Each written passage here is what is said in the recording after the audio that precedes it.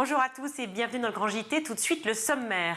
Pour cette dernière émission de la saison, nous avons décidé de faire un bilan de l'année. Et le moins que l'on puisse dire, c'est qu'elle a été mouvementée. On en parle dans la première partie de cette émission avec nos invités. Vous retrouverez ensuite Emma Ferré pour l'agenda de la semaine. Au programme, une initiative sur les plages, le festival des vieilles charrues et le retour des mignons au cinéma. Et puis Malika Ménard sera là dans Sonia des Colliers. Cette semaine, son invitée est la scénariste Vanessa Ferry. Mais tout de suite, place au débat. Gabriel Attal, ministre de l'Éducation puis Premier ministre. Amélie Oudéa-Castéra qui le remplace. Des réformes qui s'enchaînent et qui font polémique. La guerre des mesures à venir après le chambardement électoral. Quel est le bilan de l'année écoulée sur le sujet de l'éducation? On en parle tout de suite avec nos invités.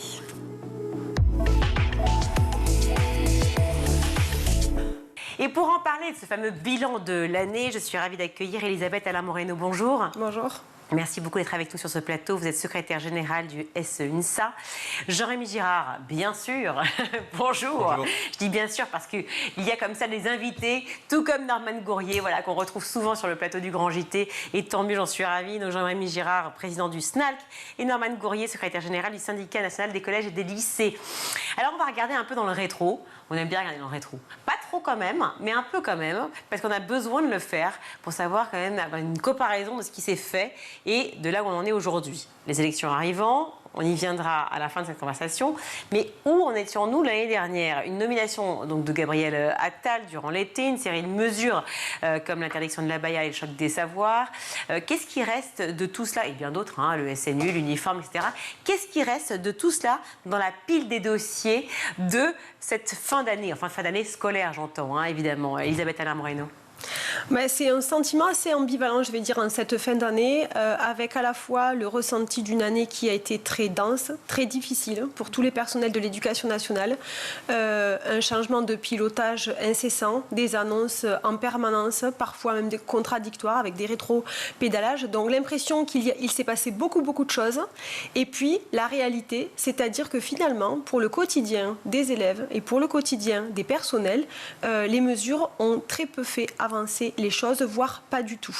Et ça, c'est un sentiment de frustration et d'échec aussi par rapport à ce que le gouvernement était censé mettre en place pour la réussite des élèves et pour de meilleures conditions de travail des personnels. C'est une vraie année blanche et une vraie année sans mesure qui a un impact sur le quotidien de l'école en France. Mais j'ai le sentiment que c'est un peu partagé depuis des décennies, cette idée-là. C'est-à-dire qu'en fait, certes, c'est un peu le bazar, mais ça l'a toujours été, non? Alors, ça l'a toujours été, en tout cas, on a toujours des cycles de réformes réguliers parce qu'il y a un calendrier politique qui est rarement le calendrier éducatif. Hein. Donc un ministre arrive, il veut faire sa réforme du collège, du lycée, oui, mais sauf qu'on de a la eu voie combien de pro. ministres depuis l'arrivée de Mais sauf que là, on en a eu beaucoup, puisque lors du premier quinquennat, on n'en avait eu qu'un seul. Donc je ne sais pas s'il se rattrape, mais effectivement, là, on a quand même eu Pape Ndiaye, Gabriel Attal, Amélie Oudéa-Castéra qu'on a vu passer entre deux portes, et puis Nicole Belloubet. Mais effectivement, il y a ce sentiment parce que il y a eu énormément de communication sur des choses qui sont en fait pas mises en œuvre pour la plupart au moment où on se parle, puisque certaines choses doivent se mettre en œuvre à la rentrée. Donc autant dire que on n'est peut-être pas certain des conditions dans lesquelles ça va se mettre en œuvre. Je pense au groupe en 6e, 5e, par exemple, hein, où ça risque de se terminer sur chaque collège va faire un petit peu à sa manière. Et puis, il y a les problèmes structurels qui, eux, en fait, n'ont absolument pas été touchés. Hein. Celui de la désaffection pour les métiers de l'éducation nationale, puisqu'on a encore des postes au concours qui ne sont pas pourvus cette année. Hein. La crise des recrutements, ça fait 3 ans qu'elle est quand même très forte et il n'y a pas eu de changement là-dessus. Même chose sur la question de la rémunération des personnels, il n'y a eu aucune mesure particulière cette année. Donc effectivement, le manque d'attractivité de nos métiers, il est toujours extrêmement présent. On va détailler bien sûr chaque mesure ensemble. Norman Gourrier, j'aimerais votre sentiment, votre avis sur cette fin de saison. Oui, l'année scolaire 2023-2024, d'un point de vue synthétique, ça devait être surtout la mise en application des promesses du pacte. Et puis on arrive à la fin de l'année en voyant qu'un professeur sur 4 seulement du premier degré est concerné par le pacte, moins d'un professeur sur 3 dans le second degré. Donc c'est une mesure qui a déjà été contestée et qui en vérité ne touche pas pratiquement les 3/4 des professeurs. On a une réforme du lycée professionnel professionnel qui finalement d'ajournement en ajustement ne sera déployé que l'année prochaine. Donc beaucoup d'agitation, beaucoup d'anxiété chez les personnels pour rien cette année. On a un choc des savoirs annoncé mais qui ne se met pas en place, qui devrait se mettre en place sur les premiers éléments seulement l'année prochaine. Et pour le lycée, eh bien, le lycée est dans l'état que l'a laissé M. Blanquer, et aucune des mesures chocs annoncées par Gabriel Attal ne s'est appliquée encore, à l'exception a priori de la fin des commissions de barème, d'harmonisation, c'est-à-dire d'intervention sur les notes des jurys. Hein, ça, c'était un grand engagement du ministre d'arrêter de trafiquer, d'augmenter artificiellement les notes attribuées au baccalauréat par les jurys. Il semble que cette année, ces commissions aient disparu. C'est la seule chose que l'on constate au jour d'aujourd'hui. Alors, pour ceux qui nous regardent, hein, parce que nous, on fait partie, enfin vous surtout, vous faites partie du monde de l'éducation, mais qu'on comprenne absolument ce qui se passe. C'est-à-dire que quand il y a des réformes qui sont lancées, effectivement, des mesures qui sont adoptées, qui sont votées, qui sont dites, il y a quand même un moment de latence. On le sait, puisque ça doit arriver justement à la rentrée. Ça veut dire quoi, par exemple? Si on parle du pacte enseignant, qu'en est-il aujourd'hui? Effectivement, vous le dites, hein, ils sont assez peu finalement à l'avoir suivi, mais qu'en est-il pour la rentrée? Qu'est-ce qui leur attend? Alors, déjà, non seulement peu de gens l'ont suivi, mais il y a eu un autre effet en creux, c'est que dans le processus, on a perdu une partie de ce que Pape Ndiaye avait essayé de mettre en place avec le renforcement français-mathématiques qui a été remangé sous une nouvelle forme. Donc on perd aussi le peu de ce qui était mis en place avant. Donc ça, déjà, c'est assez triste. Ensuite, il y a une question financière, puisqu'il y avait des enveloppes pour financer le pacte. L'argent a été récupéré. L'argent qui n'a pas été investi, finalement, a été récupéré sans aucune certitude de son déploiement futur. On sait que l'administration veut diminuer les heures supplémentaires pour favoriser le pacte, mais sur le terrain, les collègues ne l'entendent pas de cette manière. Donc on ne sait pas exactement comment ça va évoluer dans les années qui viennent. En tout cas, on constate qu'il y a une difficulté à déployer ce dispositif, tout particulièrement dans le premier degré, parce que par sa nature, il est complexe à harmoniser avec un service de collègues du premier degré, hein, qui travaillent sur la semaine, qui n'a pas forcément un établissement de collège où se rendre pour faire du travail d'accompagnement, etc. Après plusieurs mois, comment il est perçu, ce fameux pacte enseignant? Est-ce que c'est toujours une arnaque ou est-ce que finalement c'est une façon quand même de pouvoir augmenter ces fins de mois? Alors, c'est perçu globalement comme pas du tout ce qui est attendu, puisque effectivement, les personnels de l'éducation nationale, les enseignants, les CPE, eux attendent une revalorisation pour le travail en fait qu'ils font déjà et qui est déjà important. Hein, je rappelle, entre 42 et 43 heures par semaine. Donc effectivement, le travailler plus pour gagner plus, c'est absolument pas une demande de la profession aujourd'hui. On le voit d'ailleurs, parce que c'est une profession où on a du mal à recruter. Donc quand on a du mal à recruter, on demande rarement aux gens: est-ce que vous ne voudriez pas travailler encore plus? Le métier est déjà lui-même pas attractif. Maintenant, très ponctuellement, effectivement, suivant comment ça a été fait, puisque le pacte, ça a été aussi beaucoup à la main des établissements, donc parfois on a donné des indemnités pacte pour des choses qui n'étaient pas forcément exactement ce qui était marqué dans le texte réglementaire. Un petit rappel d'ailleurs, puisque vous parliez du fait que les mesures étaient décidées, votées. La plupart du temps, il n'y a pas de vote dans la politique menée à l'éducation nationale, puisque c'est une politique qui ne passe pas du tout par le Parlement. Hein. C'est une politique de décret, d'arrêté. Et les organisations syndicales représentatives, dont le SNALC, nous, on nous demande notre avis sur certains textes. Là, globalement, je crois que la plupart des textes, l'avis était négatif de manière majoritaire. Ça n'empêche pas le gouvernement de mettre en place la politique qu'il a décidé de mettre en place. Pour le pacte enseignant, un petit sursaut, vous pensez de la part des profs de votre côté ou pas, Elisabeth Alain-Moreno ou... Nous, au niveau de l'UNSA, on a exigé qu'il y ait une réelle revalorisation du métier, parce que la première étape qui a pu avoir lieu précédemment était quand même très insuffisante. Oui, parce qu'ils le disent, il y a eu revalorisation, sauf mais que de toute problème, façon, c'est l'indexation. c'est toujours la même chose qui est affichée auprès d'une opinion publique, et la réalité de ce que vit aujourd'hui un personnel de l'éducation nationale, il y a quand même un fossé entre les deux.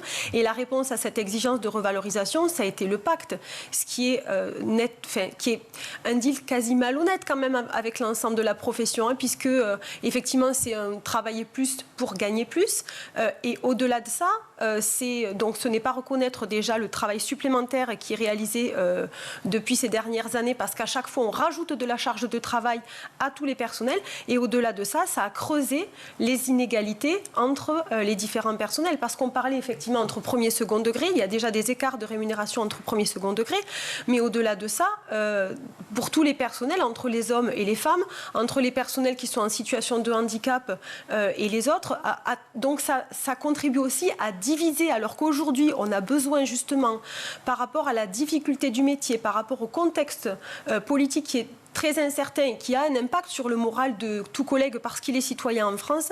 On a besoin d'avoir de la cohésion, on a besoin d'avoir de la solidarité, on a besoin d'avoir de l'unité. Et là, on a des mesures qui, au-delà de ne pas aider les individus dans leur quotidien de professionnels, ont un impact négatif sur le climat et les ambiances de travail. Et ça, c'est quelque chose qui est très, très négatif. Parce que ce n'est pas l'illustration de la société, tout simplement. On le voit aujourd'hui avec les élections. Oui, mais après, la volonté publique peut justement corriger cela et pas l'encourager. Hein. Et j'ajouterai à la liste des divisions que ma collègue cite, celle d'entre générations, puisqu'on a les chiffres maintenant de cette revalorisation. Elle s'étend à 5,5% en moyenne pour l'ensemble des personnels. Donc on n'est pas du tout au niveau des 10%. Et surtout, ce chiffre en creux, il faut bien voir, le 5,5%, c'est un peu plus pour les jeunes collègues, les collègues d'entrée dans le carrière. Il y a eu un effort que là, on ne peut pas contester sur les premières années d'enseignement, mais moins pour les collègues de milieu et de fin de carrière. Hein. Ça, c'est limité à 96 € net par mois avec l'indemnité de suivi des élèves. Donc c'est la seule augmentation qu'il y a derrière là, toutes les mesures concédées. Donc quand les collègues qui ont 40, 50 ans, qui ont toute l'ancienneté, qui portent à bout de bras les écoles, reçoivent seulement ce chiffre-là et que dans l'opinion publique on croit qu'ils ont été généreusement revalorisés, ça ne fait qu'augmenter l'aigreur légitime des personnels. Et donc on divise aussi en termes de lien entre les générations de professeurs. Il faut bien comprendre que l'éducation c'est quand même tripartite. Hein. Il y a effectivement le monde éducatif, c'est-à-dire tous les personnels de l'éducation, puis les parents et les enfants. Et donc, chacun pâtit de la situation parce qu'on parle effectivement de la revalorisation, mais on parle aussi du manque de professeurs aujourd'hui. Les deux sont liés de toute façon. À un moment, effectivement, nous au SNAL, quand on interroge les personnels, la question de la rémunération, c'est celle qui arrive en numéro 1 dans les réponses. Et en 2, celle des conditions de travail. J'allais presque dire la question des réformes pédagogiques, des réformes structurelles, qui pourtant a des effets. Je parlais du collège où effectivement il va se passer des trucs en 6e et 5e à la rentrée prochaine. Mais même ça n'arrive qu'après, en réalité. C'est vraiment d'abord la rémunération, ensuite les conditions de travail et ensuite finalement le pédagogique. On discute beaucoup moins, j'allais dire, du pédagogique aujourd'hui. Et ça a aussi un effet sur les élèves et d'ailleurs sur les relations avec les parents. Nous, on est en train d'essayer d'expliquer aux parents les réformes qu'on nous demande de mettre en place avec des parents qui, pour beaucoup, ne comprennent absolument rien. Moi, j'étais encore en conseil d'administration de mon lycée cette semaine avec des parents qui disent « Mais pourquoi il n'y a pas d'heures de préparation au grand oral au bac ?» Mais parce qu'on ne les a pas. On ne les a pas. Les heures de préparation au grand oral, on nous a encore sucré des dizaines d'heures de dotation horaire à la rentrée. Et ça, c'est le cas dans énormément de lycées en France. Donc, effectivement, les parents, c'est nous, leurs interlocuteurs, donc ils nous... alors je ne dis pas qu'ils nous reprochent des choses, mais enfin ils se rendent compte qu'il y a des choses qui ne vont pas, ils nous les disent parce que c'est pas Gabriel Attal ou Nicole Belloubet qui est en face d'eux, mais en fait nous on est tout aussi victimes des insuffisances de la politique éducative qu'eux. C'est surtout qu'en fait on se dit si on augmente, on aura peut-être plus de chances de pouvoir recruter effectivement à la rentrée prochaine. Or les chiffres sont tombés quand même ce matin. 1500 professeurs des écoles manquants pour septembre 2024. Septembre c'est dans 2 mois, le JO et puis la rentrée. Au CAPES, lettres modernes, il manque 100 professeurs et en maths, n'en parlons pas. 200 profs pour les collèges et lycées, j'imagine que vous avez le compte, donc ça veut dire 20% des postes à pourvoir qui seront manquants. Ça veut dire que là ça va être un désert. On est déjà avant-dernier en Europe en maths. Oui. Bien sûr, et puis le gouvernement comptait sur un petit cache-misère avec la réforme de la formation initiale, c'est-à-dire l'entrée dans le métier, où les jeunes étudiants qui veulent devenir professeurs vont pouvoir entrer plus tôt, à partir du bac +3, et dans le courant de leur master, avant d'avoir leur validation complète, feraient des prises en responsabilité de classe. Et donc, chacun de ces élèves fonctionnaires pourrait faire 5 à 9 heures par semaine en prenant à charge des élèves. Mis bout à bout, ça représente 600 à 700 équivalents temps plein sur l'ensemble du territoire. Mais la réforme peine à se mettre en place, puisqu'encore une fois, on a voulu aller trop vite. Hein. C'est la maladie du gouvernement pour faire attraper l'opinion publique. On communique très vite, mais derrière, il y a un processus plus lent qui est impondérable. C'est celui de trouver un budget, informer les gens qui doivent créer des maquettes, préparer une formation, un accueil, tout ça, ça demande plusieurs mois. Et donc, il est tout à fait possible qu'à la rentrée, on ne puisse pas mettre en place ce dispositif et qu'on ne puisse pas compter sur ce vivier de toute façon artificiel. Et donc là, le creux est évident. Et dans le premier degré, ça veut dire, il faut être conscient, 1000 classes à la rentrée où les élèves n'auront pas, les jeunes élèves n'auront pas de professeurs des écoles devant eux, donc ils vont être ventilés sur les autres classes par école pendant peut-être plusieurs mois. Moi j'ai reçu un mail, on m'a proposé d'être prof, je me suis posé la question, je me dis mais comment c'est possible qu'on envoie des mails à des parents leur disant vous avez peut-être des compétences, vous avez une licence, ça vous dirait pas de... Et nous ça ne nous surprend pas, je vais dire, c'est terrible à dire, nous ça ne nous surprend plus, puisque effectivement c'est devenu, j'allais dire, structurel que les rectorats cherchent de plus en plus en amont les personnes pour mettre devant les élèves parce qu'ils savent qu'ils n'auront pas le nombre de professeurs suffisant par les concours. Je veux dire, Versailles ou Créteil, ils sont au courant qu'ils vont manquer de professeurs des écoles à la rentrée. Je veux dire, ils le savent, ils le savaient déjà il y a 6 mois. Donc, partant de là, oui, de plus en plus tôt, ils essayent de faire ce qu'ils peuvent, hein, parce que de toute façon, c'est pas eux qui ont les cordons de la bourse, c'est pas les rectorats, c'est pas les académies qui gèrent la politique nationale. Ils essayent de faire ce qu'ils peuvent. J'allais dire, pour avoir un adulte devant les élèves, on verra ensuite si cet adulte peut ou pas être un professeur. Mais on va déjà essayer de trouver un adulte. Aujourd'hui, c'est ça, hein, là, et ça devient structurel. Je rappelle, l'Académie de Créteil, 10% des enseignants dans le second degré n'ont pas le concours. Voilà, on en est à des chiffres comme ça, alors, un professeur sur 10. Justement, c'est à réformer. Allez-y, je vous en prie. Alors, non, je voulais dire que ça contribue aussi à renvoyer toujours cette image dégradante de la qualité du service public d'éducation en France, puisque forcément, quand on voit qu'il y a tellement un manque important que tout le monde... toute bonne volonté serait la bienvenue. Ça renvoie quand même l'image d'un métier qui finalement nécessite pas de formation, qui peut s'improviser au dernier moment. C'est malheureusement aussi le sort de nos collègues contractuels quand ils sont volontaires et recrutés où l'accompagnement est vraiment très insuffisant. Ils sont mis dans des conditions très difficiles d'entrer dans la profession. Alors qu'on a la grande majorité des professionnels, des personnels de l'éducation nationale qui sont de vrais professionnels. On est quand même un très grand nombre d'enseignants CPE, PsyUN en France avec une formation, avec un travail d'équipe. Donc il y a une formation aussi sur le terrain au quotidien et jamais on ne renvoie ce professionnalisme, cette adaptation permanente à un métier qui évolue malgré des déficits importants de formation continue. Et c'est à un moment aussi à la responsabilité d'un gouvernement d'inverser cette image qui est renvoyée de l'école publique et laïque. Alors on n'a pas été aidé en plus cette année, on citait le court passage d'Amélie Oudéa-Castéra qui n'a pas contribué à donner une bonne image de l'école publique et laïque en France, mais il faut rappeler que c'est de très nombreux professionnels qui connaissent leur métier, qui ont une réelle expertise et que ça ne s'improvise pas que d'être personnel de l'éducation nationale.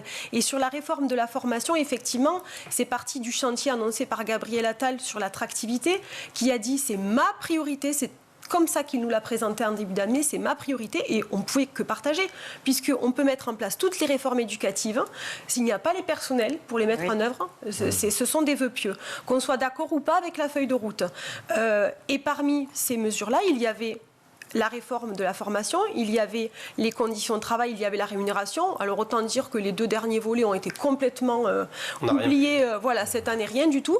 Et le seul qui a été activé, alors qui pour nous au niveau de l'UNSA était un levier très important et sur lequel on trouvait un point d'accord, puisque plus on va recruter tôt, sans baisser le niveau de qualification, ça c'est important, plus on va élargir le champ possible des candidats potentiels, et ça c'est important, parce que financièrement tout le monde ne peut pas aller jusqu'à un bac+5, se financer les études, donc c'était important qu'on puisse élargir les candidats possibles, leur profil diversifié. Par contre, sur la méthode qui a été utilisée pour travailler cette réforme, ça a été vraiment chaotique. C'est quoi la méthode ? La méthode, c'était... on en a discuté en novembre dernier, on nous a demandé vous en pensez quoi. Ensuite, silence radio. Voilà, et on est arrivé en mai. Alors voilà, dans 15 jours, on vous présente le texte. Ça a été ça la méthode. Il a quand même fallu... Pardon, Jean-Marie Gérard, mais est-ce que c'est vous, spécifiquement, c'est-à-dire le SNALC... Non, les organisations représentatives. C'est une table par vous. Pareil, personne n'a été consulté, mais qui ? Enfin, il y a forcément des conseillers. Alors, il y a eu pas mal de groupes de travail, mais c'est vrai qu'à chaque fois, on avait des documents qui étaient incomplets, qui étaient plutôt difficiles à lire, quel était l'objectif visé. Et puis, il ne faut pas oublier que c'est un sujet interministériel. Et donc, le ministère de l'Enseignement supérieur, dans lequel nous, en fait, notre travail premier était pas là. Après, on a des fédérations, heureusement, qui sont représentatives sur les différents périmètres ministériels. Et ce qui nous a permis de nous rendre compte à quel point les 2 ministères n'avaient absolument pas travaillé ensemble. Et puis, il y a eu des groupes de travail parce qu'on les a forcés en termes de calendrier à les avoir, parce qu'à un moment, il y a une majorité d'organisations qui ont refusé de siéger dans l'instance de représentativité, ce qui fait qu'ils ont été obligés de la décaler. Du coup, ça leur laissait du temps. Ils se sont dit, comme on a du temps, on va quand même pouvoir discuter avec les organisations syndicales représentatives. Enfin, il a quand même fallu qu'on ne vienne pas à une instance pour qu'ils nous disent « Ah oui, c'est vrai, il faudrait peut-être qu'on se parle ». Avec, en plus, dans la dernière ligne droite, on a trouvé d'un seul coup 500 € d'argent magique par personne sur le budget 2025, alors qu'on nous avait dit que c'était absolument strictement impossible et qu'il fallait au contraire économiser 700 millions sur le budget de cette année. On a mentionné les différents ministres, on a parlé d'Amélie Oudéa-Castéra, tous ceux qui sont évidemment passés avant, notamment Gabriel Attal. Certes, c'était un passage express, mais il a quand même fait pas mal de choses. Est-ce qu'il n'a rien fait? Est-ce qu'on peut dire ça? Est-ce que c'est marquant? Comment vous réagissez, vous, Norman Gourrier? Comme je vous l'ai dit, il y a eu des annonces avec des éléments qui faisaient que nous, au SNCL, on a considéré que le choc des savoirs dans son ensemble, on ne pouvait ni le boycotter, ni être contre. C'est un ensemble d'ailleurs trop complexe de mesures dans lequel il y a beaucoup de points très intéressants. Le retour du pouvoir décisionnel, du redoublement des élèves entre les mains des professeurs, c'est une bonne chose. Le renforcement des exigences au baccalauréat, c'est une bonne chose. Le recul du contrôle continu dans la note du bac, c'est bien. Les propositions sur le brevet, c'est bien. Ouvrir des centres spécialisés pour l'accueil des élèves qui sont décrocheurs en refus scolaire, même ou en comportement violent, c'est une piste. Il faut aussi voir la réalité en face. Faire une espèce de troisième bis, c'est ça? Oui, une structure d'accompagnement pour les élèves qui permettent donc de cerner avec une équipe vraiment formée, d'éducateurs spécialisés, des enfants qui de toute façon sont dans une posture, sont dans une impasse où ils ne vont tirer plus aucun profit d'être en classe entière et au contraire vont pénaliser l'évolution du groupe classe. Nous, c'est des choses sur lesquelles on était tout à fait prêts à discuter. Mais dans le lot, il y avait aussi un certain nombre de réformes dont le déploiement était totalement irréaliste en matière de calendrier et en matière de financement, puisqu'on a voulu aller très très vite, passer des étapes, et on n'a pas donné en plus les moyens qu'il fallait pour faire les choses correctement. Et pour cause, si on veut des moyens, il faut un budget. Si on veut un budget, il faut le voter l'année d'avant. On ne peut pas improviser des changements de grande ampleur là-dessus. Sauf que là, on n'a pas de changement. Non. Là, on vote dans quelques jours. Donc, ça veut dire que forcément, il va y avoir des changements. Tout est possible. D'un côté comme de l'autre, s'il y a majorité absolue ou pas absolue, relative, s'il y a 3 grands groupes qui se forment, etc., évidemment, j'imagine que vous avez réfléchi tous à cette situation qui est très vaste, très large. Mais juste un petit mot par rapport au choc des savoirs. Pas de manière générale. Il y a un choix. Il y aura vraiment un choix politique d'entrée de jeu pour le futur ministre de l'Éducation nationale par rapport à ce choc des savoirs, parce que du point de vue organisationnel, c'est passé dans les établissements, c'est-à-dire les enveloppes budgétaires sont arrivées, elles ont été votées, les emplois du temps sont organisés. Alors, il y a des établissements qui font de la résistance, qui ont essayé d'expliquer qu'ils fonctionneraient différemment. On a des recteurs à l'heure actuelle qui attaquent les décisions, qui dénoncent les décisions des conseils d'administration qui veulent empêcher la mise en place. Donc ça part au tribunal. Donc il y a des tribunaux administratifs actuellement qui sont en train de juger ces conflits. Et donc là, il y a un ministre qui doit s'exprimer. Il doit dire soit, écoutez, là, pour cette année, c'est trop tard, ou bien un moratoire, ou bien on continue, ou bien on arrête tout. Donc il y a un vrai choix qui va tout de suite identifier un peu la manière dont il veut vouloir fonctionner pour le futur, au moins pour tous les professeurs de collège. Là, ce qui se passe, c'est qu'il y a donc un deuxième tour, un Premier ministre éventuellement nommé ou pas, on ne sait pas, on peut attendre ou pas. Ça veut dire que Nicole Belloubet, pour l'instant, reste au ministère. Ça dépend de ce qui se passe à l'Assemblée. Il continue d'appliquer ce qui a été proposé déjà. Ça dépend de ce qui se passe à l'Assemblée nationale, puisque Nicole Belloubet reste au ministère, sauf s'il y a une motion de censure qui fait qu'elle ne reste pas au ministère, par exemple. Voilà, donc... Tout peut arriver demain matin. Beaucoup de choses peuvent arriver. On est potentiellement dans une situation qu'on n'a pas connue dans la Ve République, ça pourrait effectivement arriver. Je pense qu'on risque de toute façon d'être dans une situation qu'on n'a pas connue dans la Ve République. Là, moi, sans faire du tout de politique là-dessus, nous, ce que l'on voit, c'est qu'il y a une partie du choc des savoirs, les textes sont publiés, sont là, mais le travail d'application n'est pas fait de manière complète, loin de là. Je nuancerai un petit peu ce que mon collègue a dit. Il y a des collèges où les emplois du temps ne sont pas faits sur la rentrée et l'organisation des groupes en 6e, 5e. Il y a des collèges où, au contraire, justement, on a repoussé le plus tard possible parce que déjà, c'est pas forcément même matériellement faisable de l'organiser. Ces groupes où tous les professeurs sont alignés sur la même case de l'emploi du temps pour tous les cours de français et de mathématiques, c'est une horreur de fabriquer des emplois du temps avec ça. Et parce que même la lecture du texte réglementaire peut laisser certaines marges que nous, au SNAL, qu'on n'hésite pas à explorer. Norman Gourrier, c'est quand même un sujet aussi très important, qui est quand même les sous, l'argent, le financement de tout ça. Comment on fait? C'est-à-dire qu'en fait, si là, on a effectivement cette situation politique très compliquée, on va dire scabreuse, comment va-t-on faire pour pouvoir justement essayer de financer? Est-ce qu'ils ont une position, que ce soit le Rassemblement national ou le Front populaire, est-ce qu'ils ont une position qui est vraiment en faveur de l'éducation? Un des grands problèmes du déploiement actuel, c'est qu'on veut faire un moyen constant. Donc, c'est-à-dire, voire même parfois en baisse et en basculement des heures principales en heures supplémentaires. Donc pour pouvoir organiser ces groupes de niveau, qui obligent de dédoubler des classes, ou de diviser les classes en plus de groupes qu'il n'y a de division, eh bien on est obligé de trouver des moyens horaires. Et pour prendre ces moyens horaires, on a pris ailleurs. Donc on a arrêté de faire des demi-groupes en langue, on arrête de faire des demi-groupes en sciences, on va fermer la chorale, on va aller chercher à tous les endroits où on peut pour que ça tienne debout dans le projet d'établissement. Alors après, voilà, c'est le chef d'établissement qui impose cela ou pas, les équipes qui essayent de trouver d'autres moyens, ça se met en place, mais c'est une catastrophe. Alors qu'il aurait fallu au moins un volume horaire supplémentaire pour faire ça, et puis aussi considérer qu'il y a du travail. Quand on fait des groupes de niveau, c'est pas juste de mettre des élèves dans une classe et puis de laisser tout comme ça pendant un an. On doit se réunir, quand on manque de profs. On doit faire des bilans périodiques, peut-être semestriels, au moins trimestriels, et après on peut peut-être reventiler les élèves. On sait très bien que des groupes de niveau, c'est très délicat pour que ce soit positif. Ça peut apporter des choses, mais ça demande tout un travail préparatoire, de suivi, de remodulation au cours de l'année.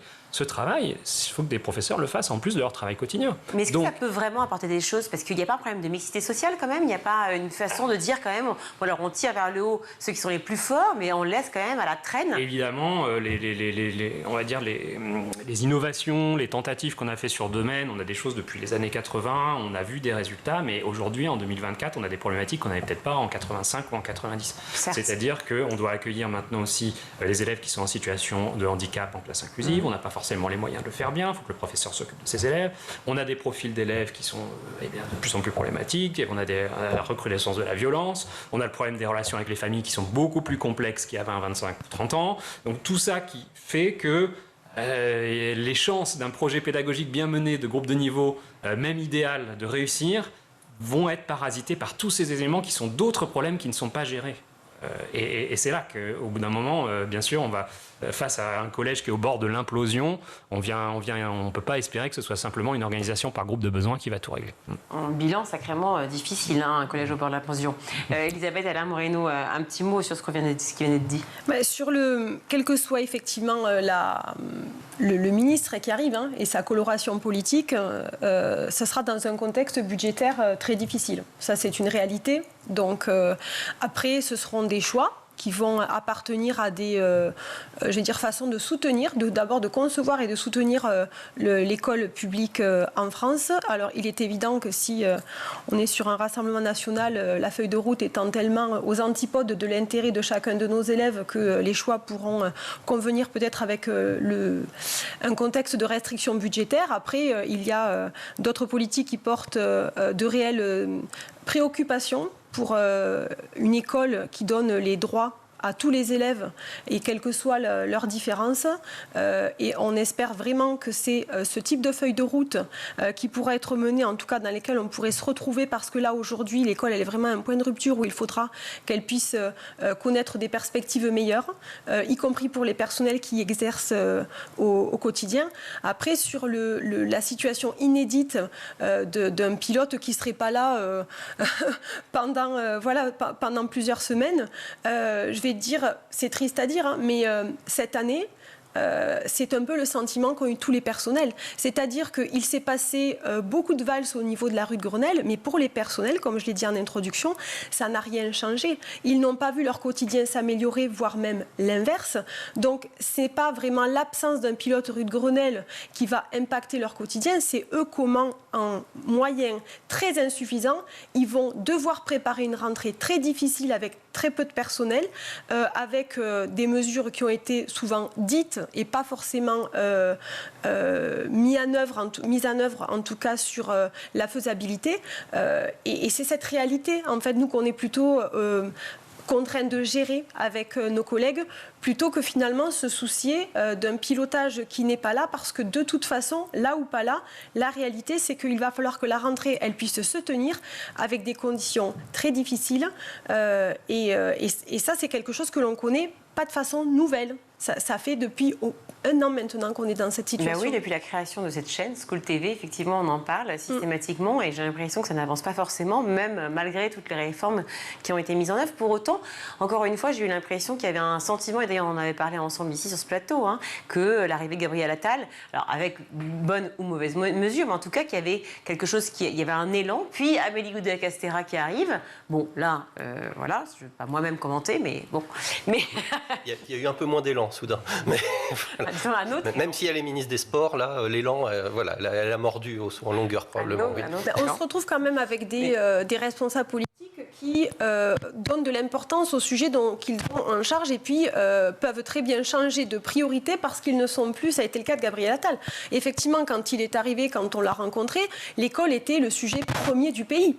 On ne pouvait que partager, puisque effectivement... En tant que Premier ministre, on peut comprendre qu'il n'est pas que ce sujet-là. On est bien d'accord, mais de là à mettre l'école dans une telle situation de difficulté budgétaire, revenir sur des annonces qui ont été faites par lui-même, ça questionne beaucoup sur finalement quel est l'intérêt à un moment d'être passé par un ministère. Nous, on a besoin d'avoir des ministres qui sont honnêtes dans leur démarche et qui portent l'école quand ils sont rue de Grenelle. Ça veut donc aussi dire que, par exemple, le nouveau Front populaire qui met vraiment en avant l'éducation pourrait se retrouver dans la même situation, peut-être, si on avait un Premier ministre, admettant du NFP, qui disent finalement, je ne peux pas autant de moyens, je ne peux pas autant agir. Après, quelle que soit la couleur du futur éventuel ministre de l'Éducation nationale, il sera sur le budget 2024.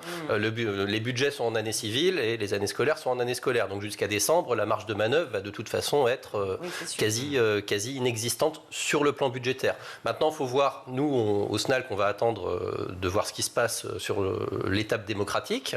On va attendre de voir quel gouvernement, s'il y a un gouvernement, quand il y a un gouvernement, quand est-ce qu'on a un interlocuteur, est-ce qu'il a des marges de manœuvre, c'est-à-dire est-ce qu'il est capable de mettre un programme ou est-ce que l'Assemblée est de telle façon que de toute façon, finalement, on est sur quelque chose de technico-technique et qu'il n'y a pas réellement de politique qui sera menée au ministère. Il y a plein de scénarios. Nous, en tout cas, ce qu'on demande au SNALC là-dessus, c'est que les réformes qui ont été mal faites, qui ne sont pas encore prêtes, qui n'ont pas été suffisamment cuites au four, il faut les arrêter. Donc les groupes 6e, 5e, il ne faut pas les mettre en place à la rentrée parce que ça n'a pas de sens, ça va désorganiser les collèges.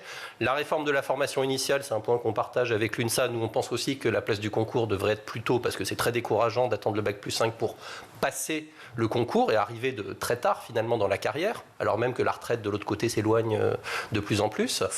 Voilà. Mais là, de toute façon, on l'a pas la réforme. La réforme, il en manque les 3/4. Donc on ne peut pas mettre ça en place pour la session 2025. Donc effectivement, les problèmes structurels, de toute façon, ils ne vont pas changer quoi qu'il arrive, j'ai envie de dire démocratiquement, puisque la rentrée, elle est en fait déjà faite. Les concours, ils ont déjà eu lieu. Les profs qui manquent, notamment, vous le disiez, en français et en mathématiques, c'est dommage, c'est là où on est censé les mettre en 6e et en 5e en collège, mais on ne les aura pas. Voilà, ça va malheureusement perdurer. Et la crise que connaît l'éducation nationale, nous on n'hésite pas à utiliser le mot crise au SNALC, quand on n'arrive pas à recruter des professeurs qui sont censés être un métier super attractif, c'est qu'à un moment on est en crise. Quand on n'a plus de médecine du travail, c'est qu'on est en crise. Elle ne va pas s'arrêter comme ça. Après, il y a des choix qui peuvent quand même être faits en fonction justement de quelle volonté politique il y a derrière le gouvernement à venir. Je prends l'exemple du pacte. L'arrêt du pacte et une redistribution beaucoup plus intelligente et beaucoup plus raisonnable et respectueuse des personnels, ce serait déjà une possibilité de revaloriser avec les mêmes moyens, même s'il en faudrait davantage. Le choc des savoirs, alors pour le coup, au niveau de l'UNSA, on est complètement opposé à la feuille de route du choc des savoirs qui ne respecte pas l'élève dans ses particularités et dans son orientation. Là aussi, si on abandonne les mesures du choc des savoirs, ça veut dire que les postes qui aujourd'hui ont été budgétisés, quoique très insuffisants, pour réaliser des groupes de niveau, parce que c'est comme ça que ça a été initialement présenté, ont tout intérêt à être redistribués sur un vrai accompagnement des élèves. Alors c'est ce que font effectivement les équipes, parce qu'avec je vais dire un cadrage qui a tellement fini par flotter à la fin, et là on peut quand même reconnaître à Nicole Belloubet, en tout cas, la volonté d'avoir été davantage sur l'autonomie des équipes et leur expertise. Mais il faudrait peut-être le cadrer davantage et essayer d'évaluer quels seraient les moyens supplémentaires avec lesquels il faudrait doter les établissements pour qu'on puisse réellement avoir des groupes de besoins adaptés aux difficultés de chaque élève. Parce qu'on n'a pas des élèves qui sont nuls complètement en maths, nuls complètement en français. C'est beaucoup plus complexe que ça. Il y a des domaines différents d'expertise et les élèves doivent pouvoir être accompagnés sur un champ ou un autre en mathématiques ou en français. Alors évidemment, il y a toutes ces problématiques de réforme, ces moyens sur l'enseignement proprement dit, puis il y a aussi la problématique des violences. On a beaucoup parlé évidemment ici, dans les médias de manière générale, à la fois des violences contre les professeurs, des violences entre parents les professeurs, il faut le redire aussi, quand même, il y a eu beaucoup de heurts. Et puis, il y a aussi des violences entre jeunes, entre enfants. Et ça, c'est aussi un vrai... j'ai l'impression, Norman Gourier, un angle mort sur des politiques. Oui, là, on est sur un phénomène de société, un accroissement de la violence dans la société, et puis une grande rupture de la sociabilisation des enfants aussi en bas âge, qui nous promet une bombe aussi dans le futur, puisqu'on voit les collègues qui travaillent avec les tout-petits arriver sous leur charge des enfants qui n'ont pas les fondamentaux de la sociabilisation parce que les parents sont négligents et les parents d'aujourd'hui n'accomplissent même plus le simple fait de communiquer avec l'enfant et de permettre son épanouissement au départ. Donc on se retrouve avec des enfants qui présentent des caractères quasiment autistiques, simplement parce qu'ils n'ont connu que les écrans, ou plus les écrans que leurs propres enfants. Donc ça, c'est désastreux pour le futur, parce qu'on sait bien que la violence, elle se nourrit aussi de l'indifférence et du manque de socialisation, le manque d'empathie. Donc il y a toute une et le cours d'empathie pour ça. Et voilà, mais alors là, après, on rentre dans cette fuite en avant. Est-ce que c'est à l'instruction publique et à l'éducation nationale de maintenant faire le travail des parents dans une société entière? Donc on touche aux limites du système. Ce sont des choses qu'on ne pourra pas régler. En tout cas, nous, au SNCL, ce qu'on appelle de nos voeux, c'est une personne au ministère qui vienne non pas chercher des postures ou des communications, mais qui vienne avec une connaissance du terrain, avec une connaissance vraiment précise du terrain, de ce qui se passe, qui est capable d'agir techniquement sur les dossiers. C'est vraiment ce qu'il faudrait qu'on arrive à voir, et qui réfléchisse non plus à court terme, mais dans un temps long. Parce que même sur la question de finances, de tout ça, de tous les moyens dont on a besoin, que ce soit pour accompagner les enfants qui présentent des profils très particuliers, pour le handicap, etc., il faut de l'argent. Mais il y a des leviers à moyen et long terme qui vont apparaître dans l'éducation nationale. Le premier levier, vous avez dans les 9 ans qui viennent, un tiers des professeurs qui vont partir en retraite. Le corps des professeurs est un désastre, déjà qu'on a un manque. Qu'on a légèrement retardé par la réforme des retraites, artificiellement, mais tous ces gens, c'est juste reculé pour mieux sauter. À un moment, ils vont devoir partir. Donc ça veut dire qu'il va falloir recruter plus de 220 000 professeurs sur les 9 années qui viennent, avec les problèmes qu'on a soulevés actuellement. Donc là, il y a un vrai défi. Par contre, ces gens quittent avec, comme vous savez, ça fonctionne comme ça, un professeur gagne beaucoup plus en fin de carrière, sur les derniers mois de sa carrière. Beaucoup plus, ne nous emballons pas. Non, mais c'est vrai qu'il faut le dire parfois. C'est-à-dire qu'on part très bas. S'il est allé très haut dans la classe exceptionnelle, oui, mais la plupart d'entre eux ne sont pas là non plus. C'est un point il faut bien le préciser, pour les gens qui sont aussi dans le privé. Les carrières d'enseignants partent très bas, elles stagnent, elles montent très faiblement, mais sur les tout derniers temps, il y a une augmentation. C'est lié à des choix d'arbitrage historiques dont je ne reviendrai pas dessus. Mais en tout cas, il y a un volume salarial, un poids salarial qui va partir avec ses collègues expérimentés, et on va les remplacer par des jeunes professeurs. Donc il y a un appel d'air au niveau financier. Et puis il y a la baisse démographique. Il y a aussi moins d'enfants qui vont arriver dans les classes dans les années qui viennent. Donc, et les classes qui vont fermer. Bon, je suis désolée, on a plus le temps. Utilise cet argent de meilleure manière. On a plus le temps, on a vraiment eu le temps. Si on diminue la taille des classes. Parce que s'il y a moins d'enfants, on pourrait aussi diminuer la taille des classes plutôt que fermer des pour classes. améliorer la qualité. Moi, bon, je suis bien écoutez, d'accord. ça me rassure parce que je vois l'utilité de notre émission. Et donc je serais ravie de vous retrouver à la rentrée, dès début septembre, pour faire le point ensemble, si vous le voulez bien, de ce qui nous attend. Nous, on sera là, je pense. Vous serez là ? Oui. Génial. Alors je vous propose, si vous êtes d'accord, de refaire cette même émission avec vous trois, avec ici, grand plaisir, dès début septembre, pour faire le point. Entre-temps, on aura eu effectivement le résultat des élections, du second tour, puisque c'est la dernière émission de la saison. On est en rediff tout l'été. Et puis, on aura eu évidemment, j'espère, quelques annonces, quelques avancées. En tout cas, merci mille fois. J'espère que les syndicats seront davantage aussi écoutés. Merci à vous trois d'être venus. Merci Elisabeth Alain Moreno, Jean-Rémy Girard et Norman Gourier. Merci mille fois. Merci. Merci à vous. On marque une courte pause et on se retrouve.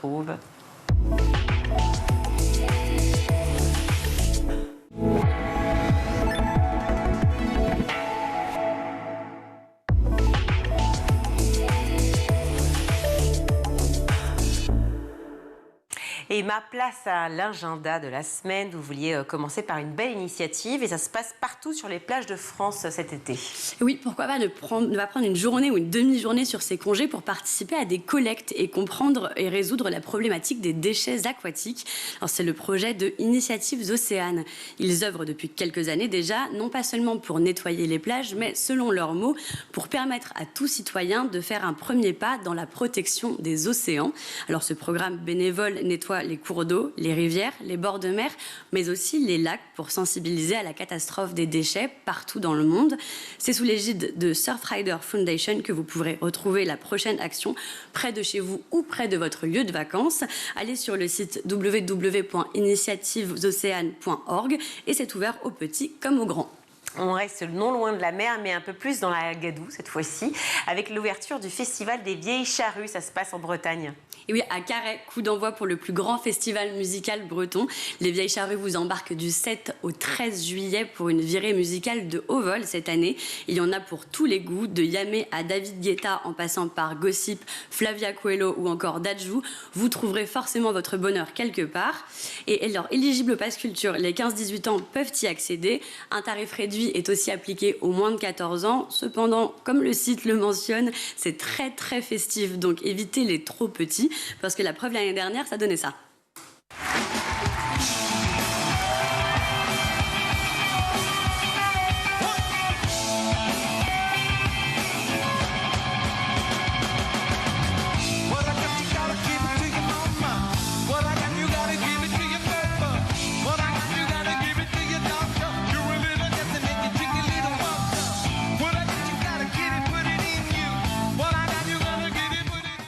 Alors en Bretagne, avec vos ados, c'est un joli cadeau à leur faire, mais il faut aller vite parce que les places sont chères.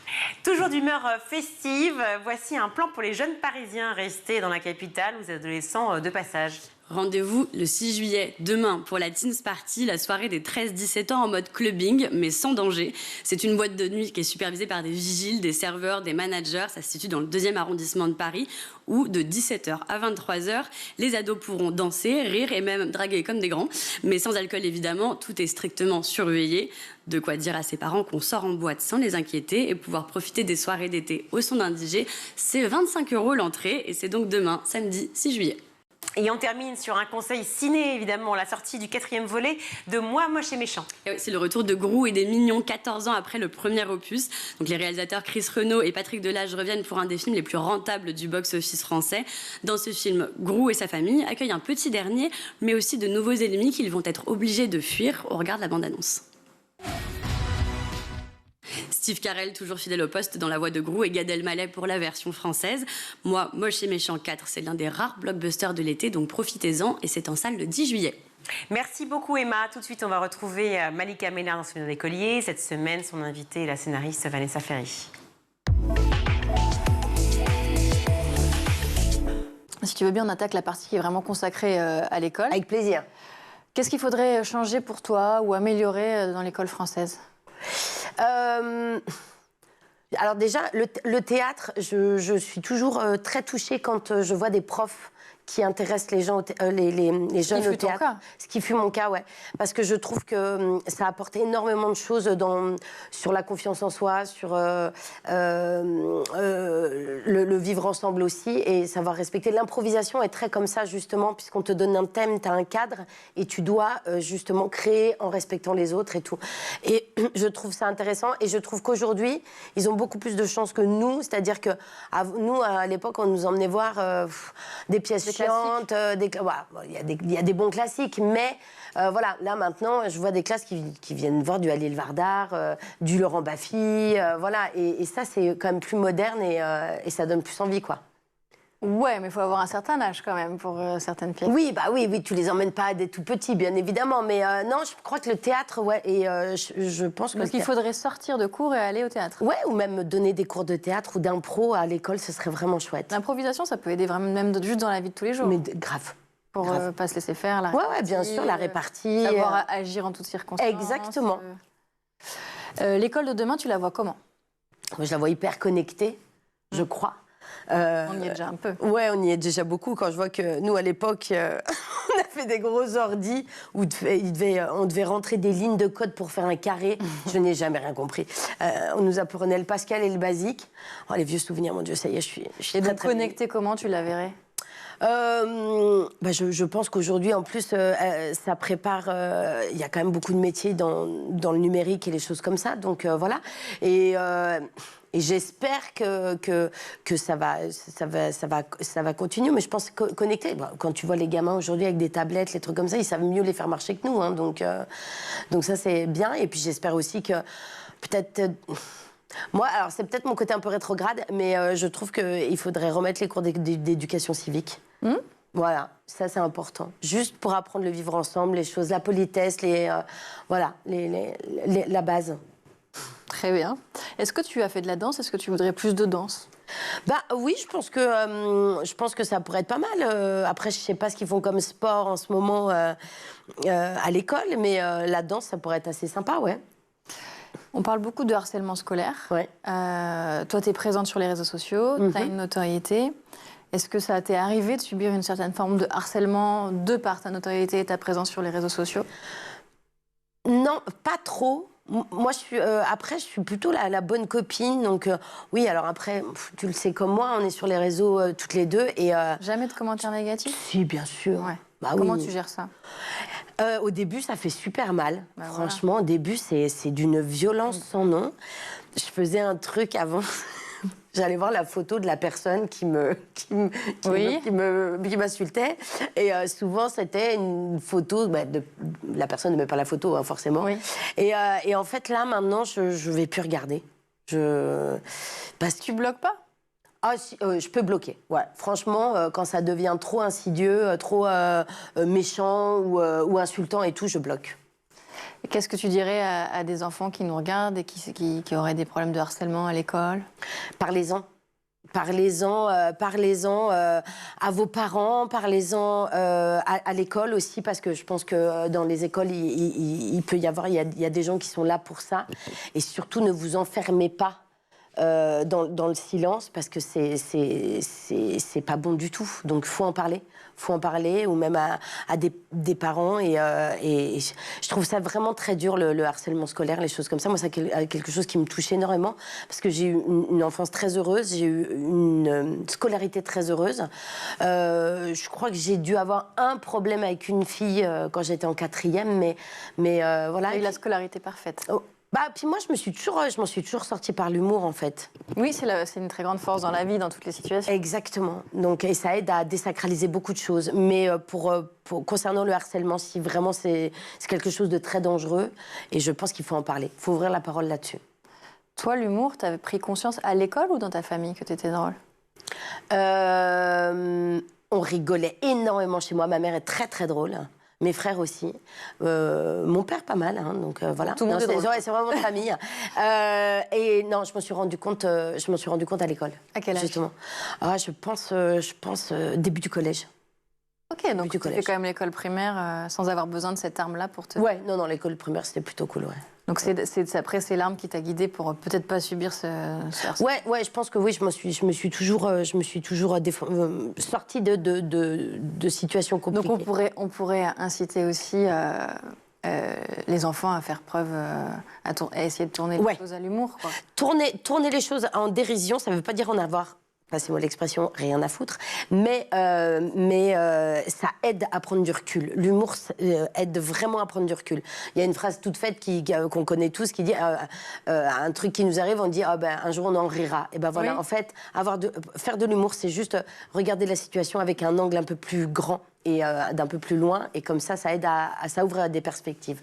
Merci Vanessa. Merci beaucoup. C'est déjà la fin de l'émission. C'était trop bien. C'était rapide, hein? Bah ouais, j'ai aimé. Merci d'avoir partagé tous tes souvenirs avec nous. Et moi, je vous retrouve la semaine prochaine pour un nouveau numéro de Souvenirs d'écoliers sur School TV. Tout de suite, c'est le meilleur de School TV avec le Zap.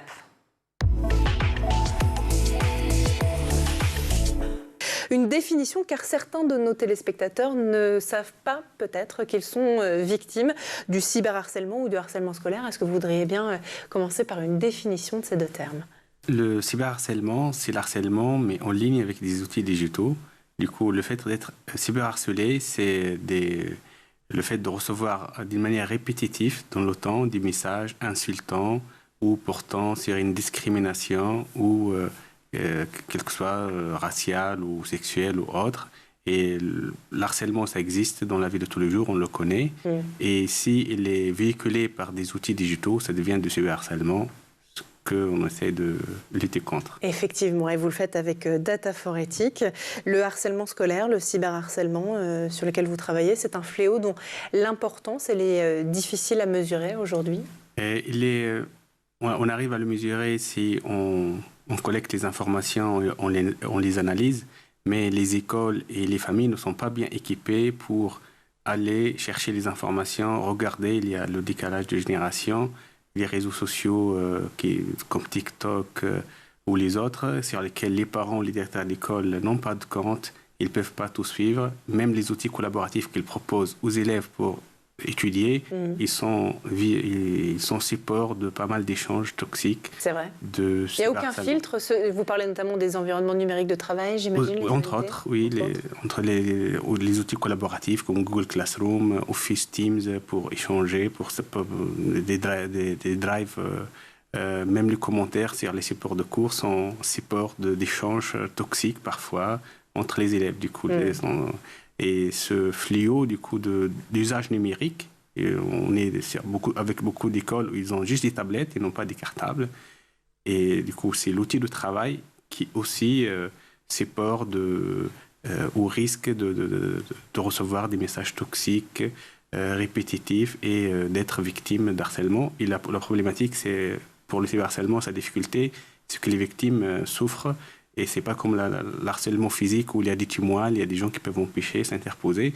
Ça se passe en ligne, ça ne s'arrête pas à l'école, ça se poursuit le soir à la maison. Et du coup, les conséquences sont parfois dramatiques. On les a vues pas mal de fois dans les news. Il y a des tentatives de suicide carrément, des décrochages scolaires. Les conséquences sont plus ou moins graves. Et plus on utilise les outils digitaux pour enseigner, plus il y a ce risque-là. Sur le temps d'écran, si on y revient malgré tout, on dit tout, on donne des chiffres, mais vous dites en fait, ça dépend tellement de ce qui se passe sur les réseaux que ça ne veut rien dire. Oui, le temps d'écran, en fait, c'est un non-sens.